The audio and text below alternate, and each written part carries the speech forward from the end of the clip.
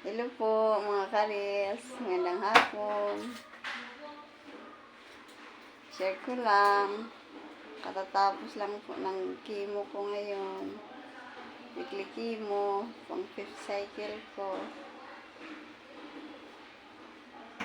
Nagpapasalamat ako sa Panginoon.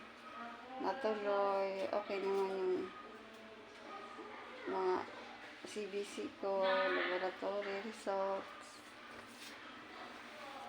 Kaya lang niresitahan ako ni Doc ng gatas na Nutrin para daw sa protein ko.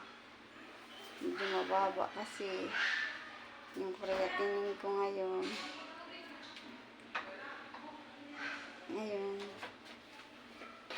Share ko lang.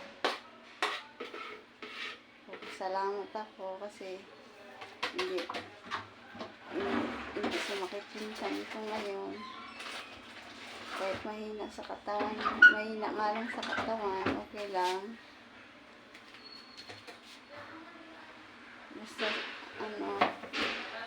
hindi naman sumakit yung ulo ko.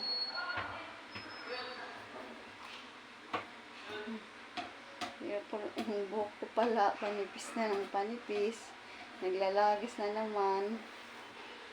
Yun lang.